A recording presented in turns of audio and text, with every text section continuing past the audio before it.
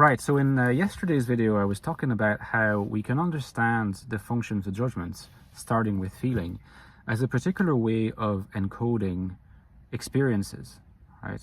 We have experiences, perceptions, and we encode them in such a way as to make them operationalizable.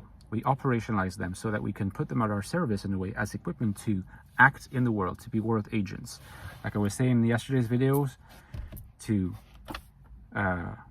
anticipate, to intend, to do, to justify, to anticipate again, to have goals, to create frameworks, to be agents of the world rather than passive spectators. In order to do that, you need the functions of judgments. They are the functions that allow you to encode, right, inscribe, provide a language, a system of signs, because the encoding is done via a system of signs. Words are signs like these.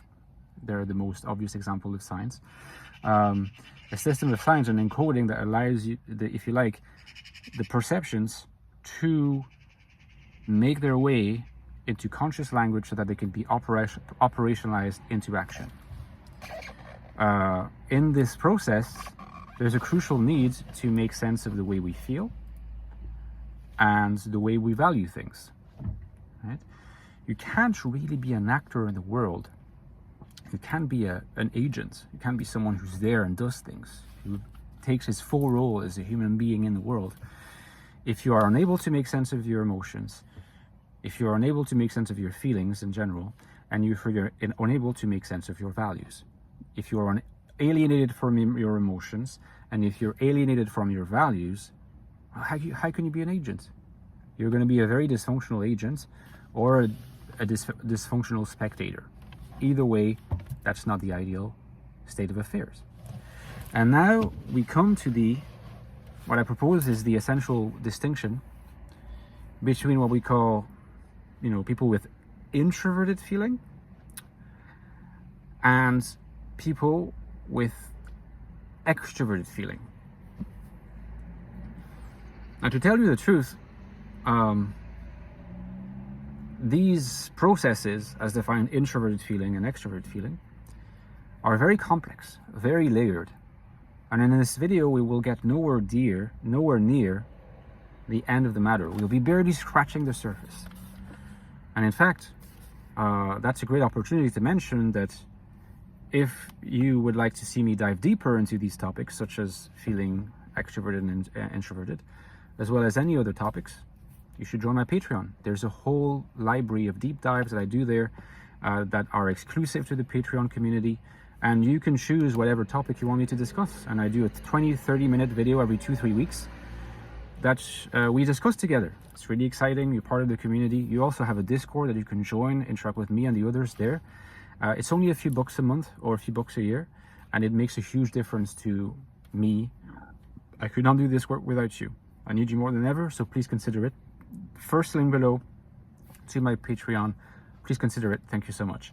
So maybe at some point I'll be doing a deep dive on these functions, introvert and extrovert feeling, because I think that this idea that feeling and thinking are, and to begin with feeling, introverted and extrovert are particular ways of encoding raw states, particular ways of encoding raw experiences in order to make them operationalizable for being in the world as an actor and an agent. It's not so common to hear this. So that's exciting research. Be part of the community. And to continue with this, we're scratching the surface because the ways of FI and the ways of FE are still kind of mysterious. But there's one thing that we can say. And the thing that we can say is that the way in which an FE user makes sense of these emotions that they have and makes sense of the values that they have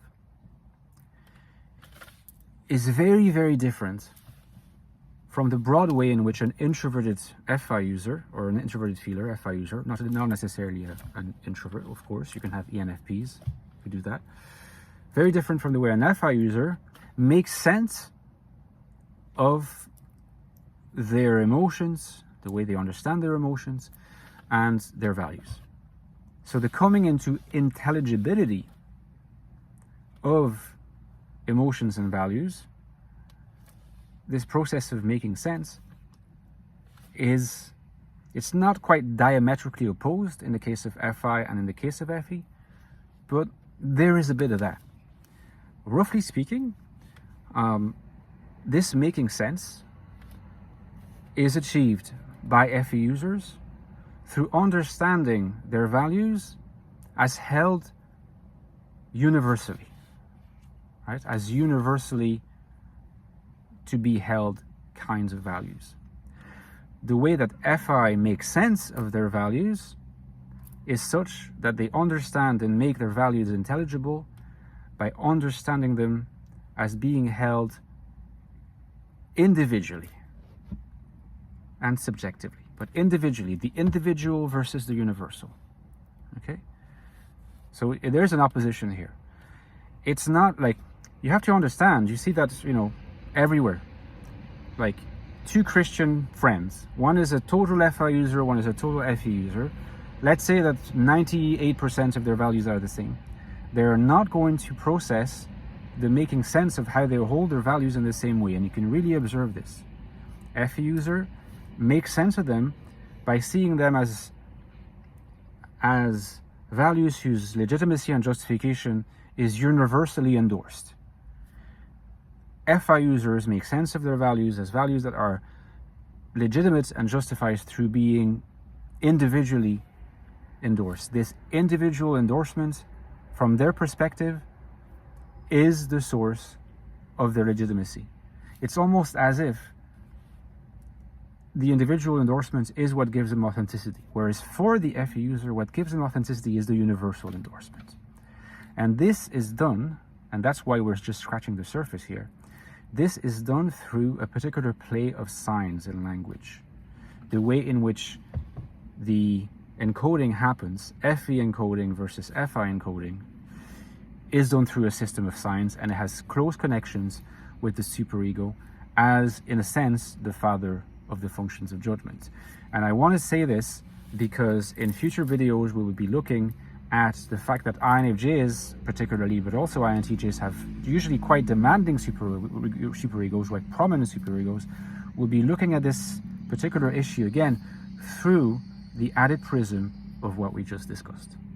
Guys, thank you so much for watching the video. Give me a like, please. It costs you nothing and it makes a huge difference to how much traction it gets on YouTube. So I appreciate you for that. Don't forget that you can read my book on the INFJ called The Infinite Soul to understand everything about INFJs in the world today and how they can find happiness, purpose, and value, as well as the Ecstatic Soul, which is all about, again, INFJs, but more for the internal viewpoint and how they can find how their mind works, how their consciousness works, what their internal world is like. These books, as you can see, go well together. Thank you for your attention, guys, and I'll see you tomorrow.